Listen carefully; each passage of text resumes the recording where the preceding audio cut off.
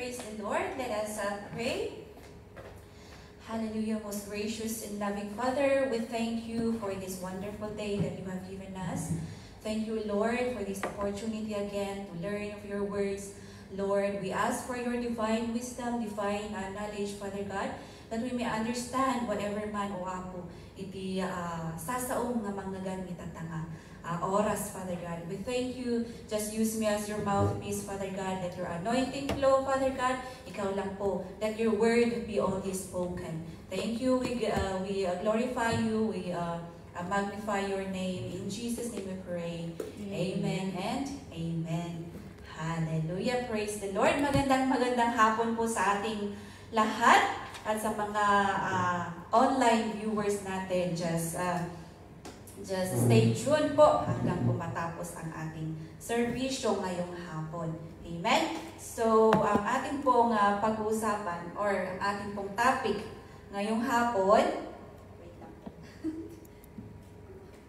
Ayan. So, ang topic po natin ngayong hapon ay ang the transformative power of gratitude. Ayan. So, last week, atin pong in-express ang ating appreciation sa ating mga pastoras, sa ating mga bishops, no? We take time to prepare. We prepare creative things, no? We became creative para i-express ang ating gratitude sa ating mga pastora at saka mga ating bishop. Amen? So, we saw naman kung ano yung resulta, ano yung kinalabasan ng ating pag-express ng ating gratitude sa ating mga pastoras, kung base sa mga salita nila, sa mga sinabi nila, no, na they are nasiyahan. Sila ay nasiyahan sa mga ginawa natin. Sila ay na-encourage, no, na gawin pa ang best nila sa paglilingkod sa Panginoon, dahil nakikita nila sa atin yung mga tinuturo nila sa atin base sa Word of God. Amen? Ayan. So, ngayon titingnan natin kung ano nga yung the power of gratitude. Amen?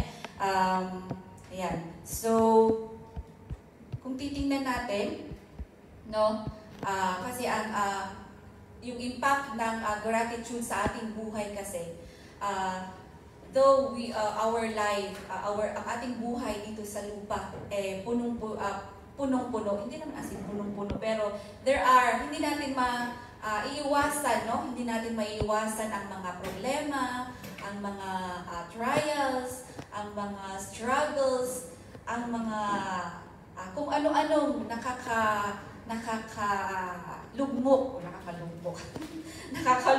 grabe namang lugmok yan.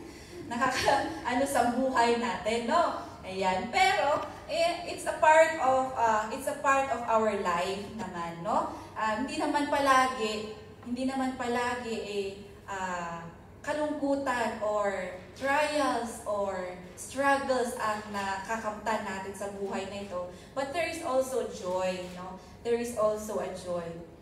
Ayan. So those are just challenges.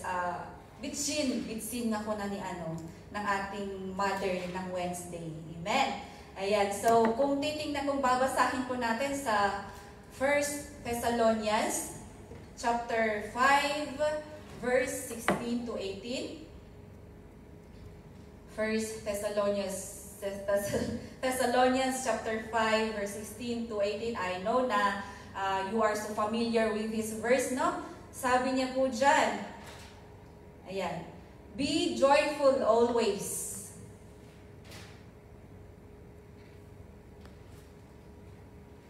Ayan. So, be joyful always. Pray continually. Give thanks in all circumstances, for this is God's will for you in Christ Jesus. Amen. So, it is the will of God. Kung kayo po yung nagtatanong kung ano kayong will ng Panginoon sa akin. Ayan, yung isa. May isa na kayong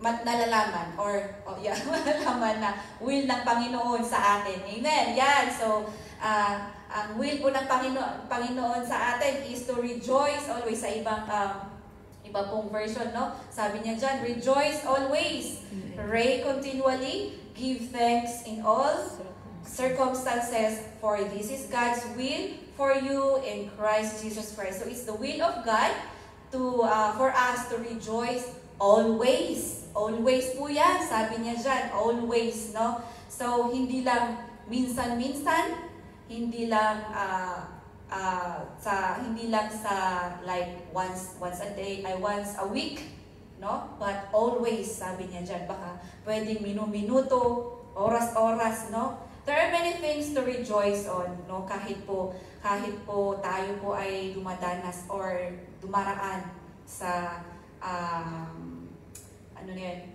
dumaraan sa pagsubok sa ating buhay. Amen. Ano pa? Ang will ng Panginoon sa atin, to pray continually. To pray continually. Or pray without ceasing. Sabi niya sa ibang version, no? To pray continually. No. Yan yung isang will ng ating Panginoon. And the one more thing is to give thanks in all circumstances. Di ba? So, hindi lang minsan, hindi lang halang nga maminsan, iti panag-kas tayo iti thankfulness tayo. But then, sabi ng Panginoon, it's God's will for us to give thanks in all circumstances. In times of joy, in times of troubles, in times of struggles, in times of trials, let us always give thanks to the Lord. Amen? Kasi yun po yung will ng Panginoon sa atin. Amen? Praise the Lord. And then,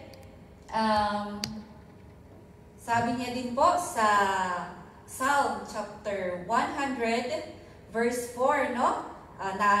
Yun yung awit po natin kanina, na let us enter His gates with thanksgiving and His courts with praise. Give thanks to Him and praise His name. Ayan. So, let us always enter His gates. Lalo na pag pupunta tayo dito sa bahay ng ating Panginoon. Let us always carry a heart, a thankful heart, no? A thankful heart as we enter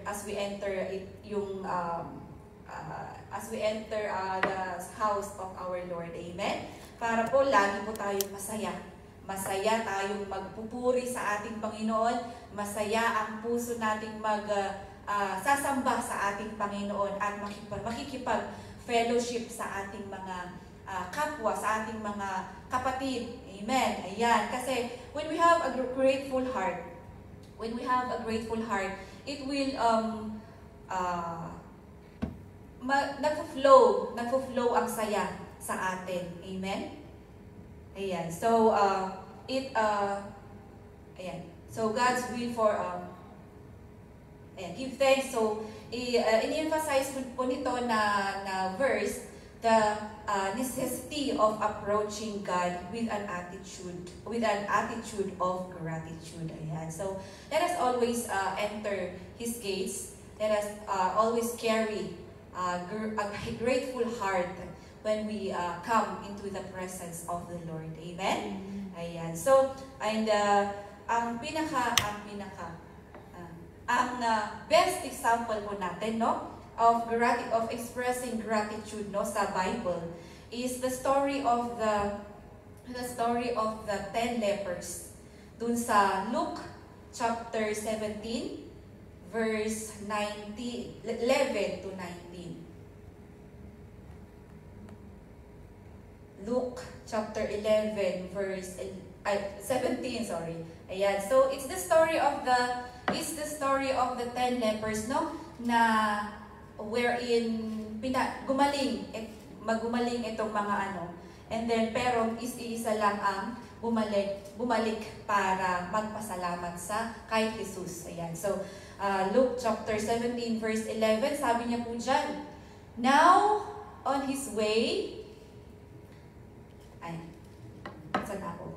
Ayan, 17, sabi niya dyan, verse 11, now on his way to Jerusalem, Jesus traveled along the border between Samaria and Galilee. So Jesus Christ is traveling to Jerusalem, and dumaan sila sa between the border of Samaria and Galilee. And then verse 12, as he was going into a village, 10 men who had leprosy met him.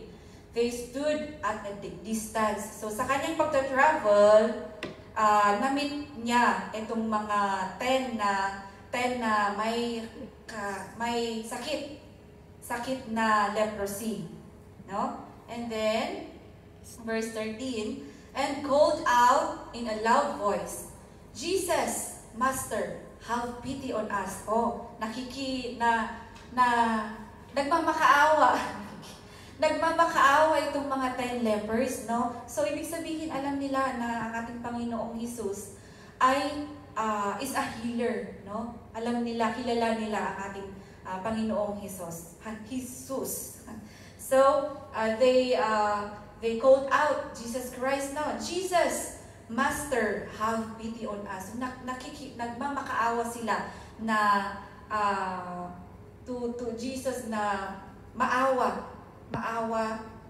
ang ating Panginoong Jesus sa kanila. Ayan. So verse 14, when he saw them, he said, go, show yourselves to the priest. And as they went, they were cleansed. Ayan. So pumunta, inbaon na, dagitoy 10 lepers, apan dagitoy priest. And so they were cleansed. And then verse 15, one of them, when he saw he was healed, came back praising God in a loud voice. Ayan. So, yung isa sa 10 leprosy na heal, no? Bumalik sa ating Panginoong Jesus, and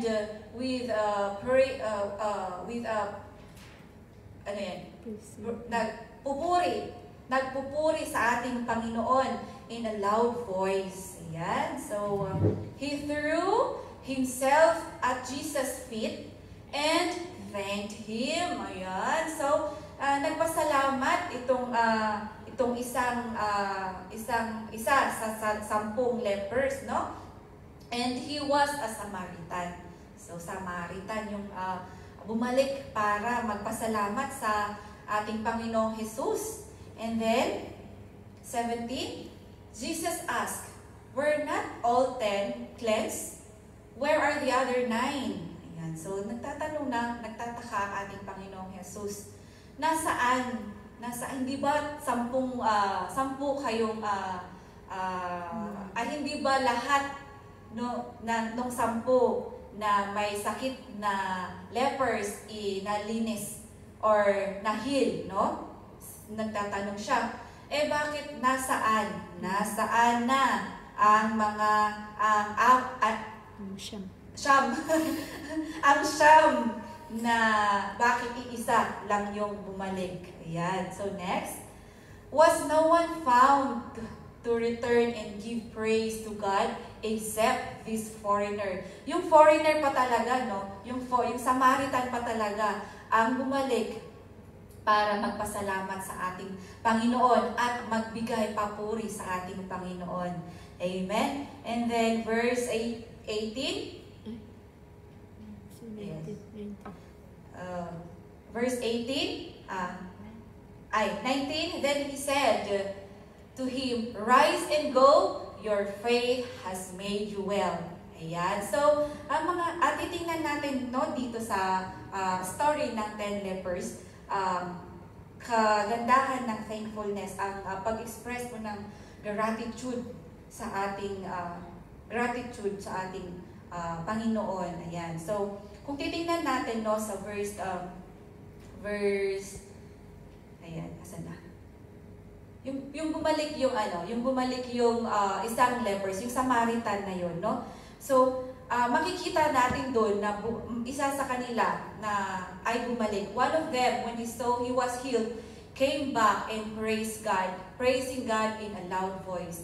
Makikita natin dito no na that Samaritan recognized yung blessing na receive niya. He recognized the blessing na receive niya from Jesus Christ, no? So, ang acknowledgement is highlights the importance of recognizing the blessing we receive, no? So, kung titingnan natin sa James chapter 1 verse 17, no? James chapter 1 verse 17, sabi niya po diyan, every good and perfect gift is from above, coming down from the Father of the heavenly lights. Yan. So, let us be, dapat alam natin, ma-recognize yung blessing na atin pong nare-receive. Gaya po nitong Samaritan na napagaling ng ating Panginoon, no? Dahil sabi niya dito na every good and perfect gift is from above, no? Dahil walang ibang nagbibigay po ng blessing sa atin kundi ang ating Panginoon. Tama po ba? Hindi po ang ating kabunyan. Hindi po ang ating kabunyan, hindi po ang ating ano yun? DJ Agita na-remind lang ako sa kasi sinasabi nila na dagito'y noag ano yun, dagito'y mambunong no kwa gamen, di ba? Ay da kayo timang banbantay na dagito'y na nabati kas jay, di ba? Dagito'y cultural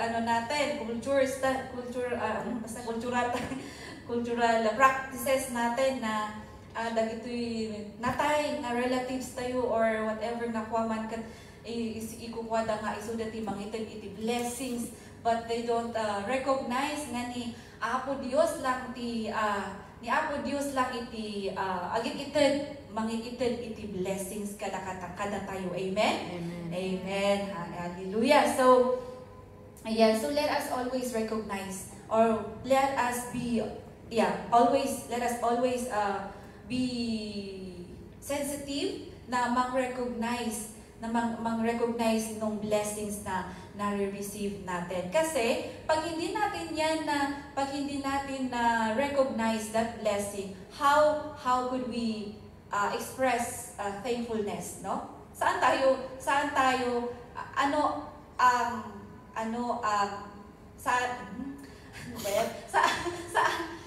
tayo magiging thankful? Amen? Kung hindi natin na alam hindi natin na-recognize ang blessings. Amen po ba? Hallelujah. So let us be like this Samaritan, no? Who went back to give thanks sa ating Panginoon, and hindi lang siya nagpasalamat sa ating Panginoon, but then he also give praises sa ating Panginoon. Hallelujah. Praise the Lord. And you know what? Meron akong ka-work noon na every time na may natatapos siyang trabaho, or every time na kung natapos kumain, or natapos yung gawain niya, lagi ko siyang naririnig na, thank you Lord. Thank you Lord. And then parang lagi namang thank you Lord, thank you Lord. Hindi kasi ako ganun noon. Pero lagi kong naririnig itong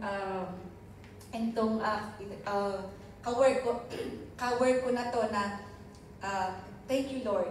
Pagkatapos niya kumain, Ay, thank you, Lord. Pagkatapos niyang magtrabaho or tapusin yung trabaho niya, thank you, Lord. Ayan. So, parang it gives encouragement din sa atin, no? Na to give thanks always. Ayan. So ako naman, when I come closer to God, no? When I come closer to God, nung dumating na ako dito sa Hong Kong, that is when I come closer to God.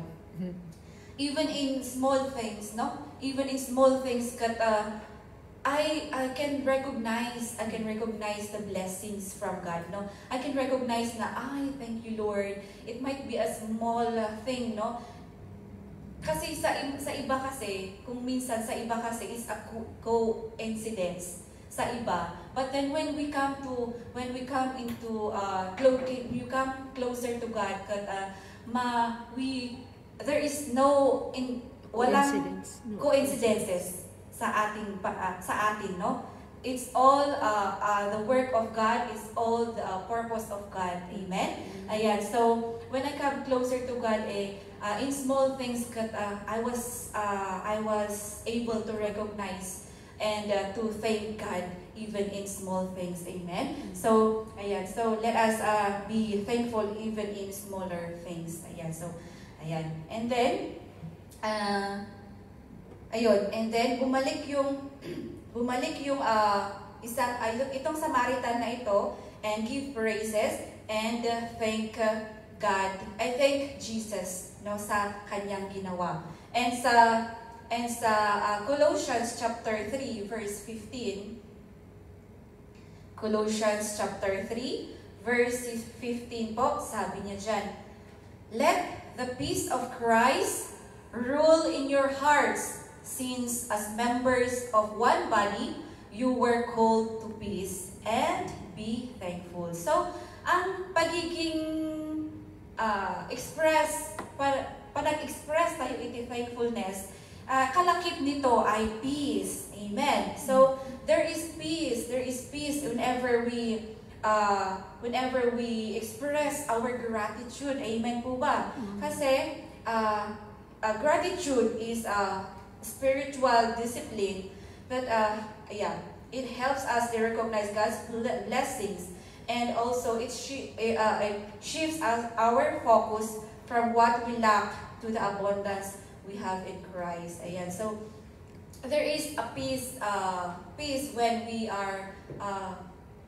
express our thankfulness. There is peace in us na nare-relieve tayo, or there is joy in us as well when we express our thankfulness sa atin, hindi lang sa ating Panginoon, but also to our kapatid, no? Na kung may nagawa sila na tinulungan tayo or may ginawa siyang good things sa atin, we became thankful sa kanila, no?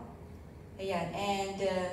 And Ephesians chapter 5 verse 20, sabi niya dyan, Ephesians chapter 5 verse 20, always giving thanks to God the Father for everything in the name of our Lord Jesus Christ. So ang daming sinasabi sa Bible, in the scripture, na of us to be always thankful. Isa na yan ang Ephesians chapter 5 verse 20, always giving thanks to God the Father for everything in the name of our Lord Jesus Christ. So when we give thanks to our kung ano man ang whatever man we are thankful for, we say it in the name of our Lord Jesus Christ. Amen. Amen. So ayan. And then we have to actively seek opportunities to express our thanks to God and to others who bless our lives. Ayan. So, and then, kung titingnan po natin dito sa last verse po, no sa story po ng 10 lepers, sa verse 19, then he said to him, rise and go, your faith has made you well. Ayan. So, ang pagiging expressive ng gratitude, no? Ang ating expressiveness ng ating gratitude, kalakip din yan ang faith, no? We are showing our faith. We are showing our faith when we are also expressing our gratitude. Our gratitude not only sa ating Panginoon, but also to others. We are also showing our faith sa faith sa ating Panginoon. Amen? Ayan. So, gratitude, kalakip mo niyan, peace, and also faith. Amen? So, dako naman po tayo sa mga benefits po ng gratitude, kung benefits of expressing gratitude. Amen? So, did you know that research shows, may research pala na ginawa dito, no, sa pag-express ng gratitude. So it shows that gratitude can improve mental health. Totoo naman. Reducing feelings of envy, resentment, and frustration. Diba? So, it improves mental health. Talaga naman. Kasi when you are thankful, no? When you are thankful, there is joy in you. Sino ba ang may tao bang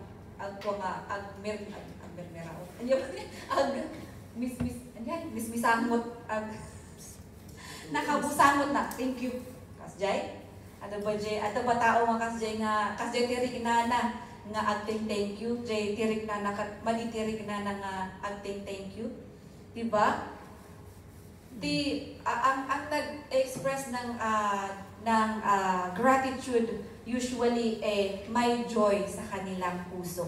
Amen? So, when there is joy sa ating puso, no? When we express our gratitude, there is improve ang mental health, diba? Do you agree na nawawala ang stress, diba? Nawawala ang stress, and also sabi niya dyan, it reduces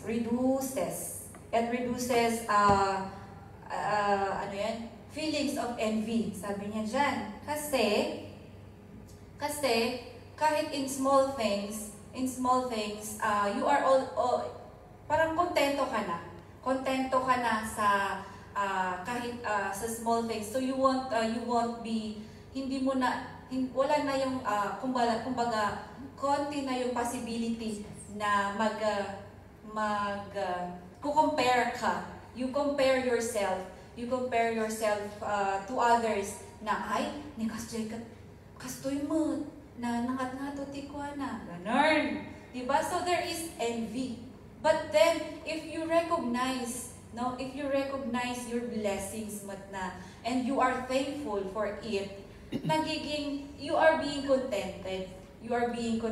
Iso nga, it would reduce the feelings of envy. And also yung mental health mo, since hindihan mo na ikumpara iti bagim ijay kaabay mo or ijay makikita nga other tao, hindi ka na mai-stress, no? Hindi ka na mai-stress. So your mental health, mayat DJ mental health mo, yung state of your mental health. Amen? Ayan, so there is no resentment as well and frustration. So, sabi nga sa Proverbs chapter 17 verse 22, Proverbs chapter 17 verse 22, sabi niya dyan, a cheerful heart is good medicine, but a crushed spirit dries up the bones. Kaya yun na dyan. Gusto nyo doon na ma-dry up, no? Ma-dry up yung bone nyo. Dahil ang puso nyo, you don't have that cheerful heart or you don't have that grateful heart, grateful heart, no? So, it proves, no? It proves na ang being grateful or expressing gratitude, it gives ano yun, makapa iti joy, iti puso. Guyod iti joy, iti puso. Amen? Hallelujah. And it is a good medicine, no? It is a good medicine. But then, kung hindi great, you don't have that grateful heart or a cheerful heart, ayan, madadry daw ang ating bones. Gusto niyo po ba yun? Ayan, so, yan. It's a good medicine sa atin. So, be always grateful. Be always grateful. Amen? Ayan, so, a grateful heart contributes to our overall well-being and uplifts our spirit. Ayan. And also in Philippians chapter 4, verse 4, sabi niya po dyan, rejoice in the Lord always. I will say it again, rejoice. Kaya imbis na agmut-mut-mut, imbis na agmut-mut-mut tayo, let us be grateful of whatever man na nare-receive po natin na blessings, and let us rejoice in the Lord always. I will say it again, rejoice. Amen? For it will reduce stress sa atin, it will give good mental health. Amen? And may iwasan po natin ang envy. For envy, an envious heart is a sin. Amen? And then, next po natin dyan is, sabi nga natin sa 1 Thessalonians, balikan po natin yung 1 Thessalonians, chapter 5, verse 16 to 18, no? Na let us rejoice always, and pray without ceasing, and to be thankful. In everything, give thanks, for this is the will of God in Christ Jesus Christ. Ayan. So, to give thanks in all circumstances. So, even in difficult times, even in struggles, even in trials, we have to learn to give thanks. Lalo-lalo sa ating Panginoon. Amen po ba? So, it might not be easy, no? It might not be easy to be thankful when in times of difficulty, in times of trials. But then let us always learn to be thankful. Amen? Kasi sabi po sa Philippians chapter 4 verse 6 to 7. Philippians chapter 4 verse 6 to 7. This is one of my favorite verse, no? Sabi niya dyan, do not be anxious about anything, but in everything, by prayer and petition, with thanksgiving, present your request to God. And verse 7, and the peace of God, which transcends all understanding, will guard your hearts and your minds in Christ Jesus Christ. Ayan. So, even in difficult times, no, we have to learn, we have to be, sinasabi niya dyan po sa Philippians chapter 4, no, for verse 6 na, huwag tayong sa Tagalog, no, huwag kayong mabalisa tungkol sa anumang bagay. Huwag tayo pong mabalisa, or, let us not be anxious sa anumang bagay. Sa halip, hingin ninyo sa Diyos ang lahat ng inyong kailangan sa pamamagitan ng panalangin may pasasalamat. Ayan. So, when we pray to God, dapat may always kalakip na pasasalamat. Amen? When we present our request to our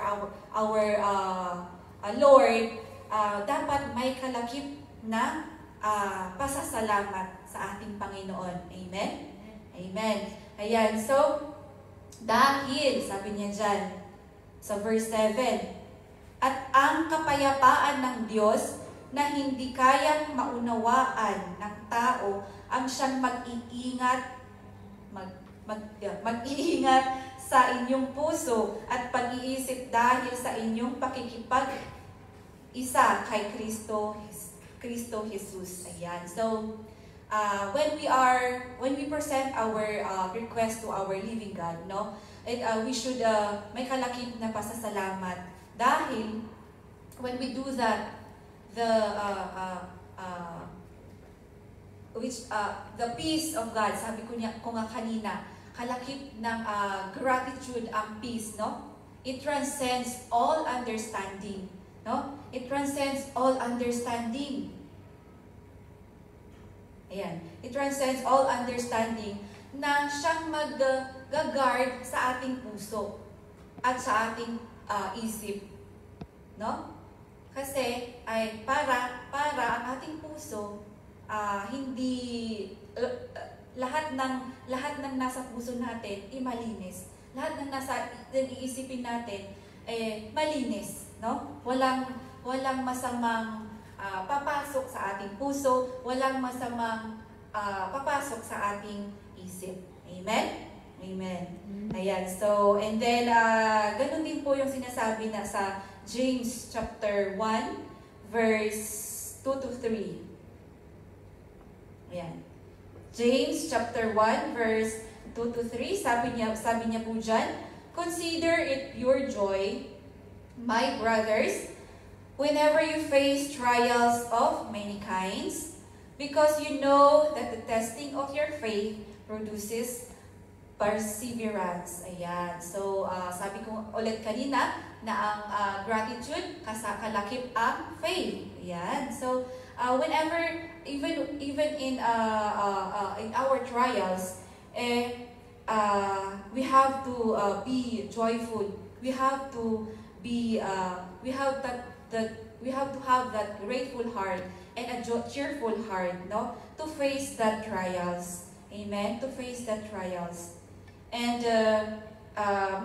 matesting man iti faith tayo, it develops a perseverance. Amen. Amen. Ayan. So, best na example ng story sa Bible, no? Stories sa Bible who express gratitude even in times of trials and struggles is the story of Job, no? Is the story of Job. Always kilala na po natin si Job dahil sa kanyang story wherein sa buhay niya na madaming mga trials, madaming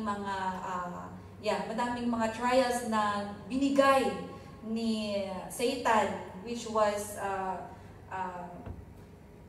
pinahintulutan ng ating Panginoon, meron pa rin siyang he still have that grateful heart and even mas nagpuri at nagworship pa siya sa ating Panginoon. Amen?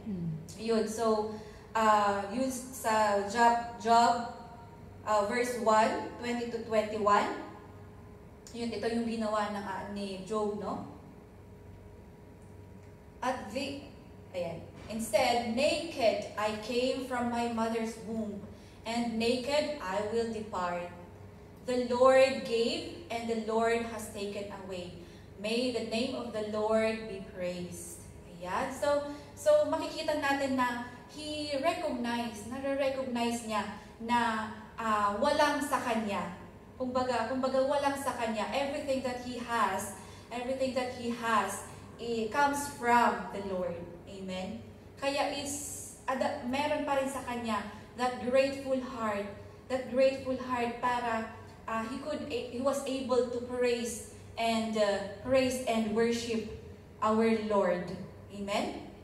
Ayan, so ganun din po sana tayo na even in times of troubles, even in times of struggles and trials, meron po sana yung sa puso natin a grateful heart, a joyful heart, a cheerful heart para to give thanks in everything, whatever man ang meron sa atin, because God will kalaunan din God will God will provide a blessing sa atin. Amen? So, ayan. And kahapon no, yung isang kapatid natin nagkwento siya na may kasama kasi siya sa workplace nila na yung isang kasama niya daw hindi maganda yung ano sa kanya, hindi maganda ang ewan ko, it's not really kasi siya okay naman yung trato niya sa kanya, but then yung kasama niya is medyo hindi maganda. So etong daw one time daw nagpe-prepare itong kasama niya ng food. So but then an accident happened na natapon yung pagkain, soup ata yun, yung natapon yun. But then ang ginawa nitong kapatid natin, tinulungan niyang ayusin para hindi makita ng ng amo nila. And then sabi niya nung kahapon, sabi ko, thank you Lord, natapon yung soup, sabi niya gano'n. So natawa kami. And then kasi dahil doon parang medyo okay yung naging okay yung relationship or yung relationship nung dalawa. So ayun, so parang in negative may negative man na pangyayari. But when you are thankful sa nagiging positive, no? We turn a negative, the negative things is being turned into positive things when we are grateful, no? When we are grateful of everything. Amen. Ayan. And then in Psalm chapter 107 verse 1, isa din po sa mga scripture na sinasabi ng Panginoon na let us always give thanks, no? Psalm chapter 107 verse 1. Sabi niya po dyan, give thanks to the Lord, for He is good. His love endures forever. Ayan. So, let us always give thanks. Give thanks. Ang Biblia po, lagi po niyang sinasabi sa atin na maging grateful. Maging grateful po, hindi lang po sa ating Panginoon, but then to all others, to all sa mga taong palibot po sa atin na magbigay pasasalamat, magbigay pasasalamat po sa kanila. Amen. And also in 1 Chronicles chapter 16 verse 34, sabi niya po dyan, na-encourage po tayo na to give thanks. Sabi niya din, same po yung sinabi sa Psalm chapter 107 verse 1, yun din po yung sinasabi sa 1 Chronicles chapter 16 verse 34. Ayan, so let us give thanks to the Lord, for He is good, His love endures forever. Ayan, so it is a repetition, no, of truth. It deepen our appreciation for God's unwavering love. Ayan, so yan po ang ating topic. Let us be always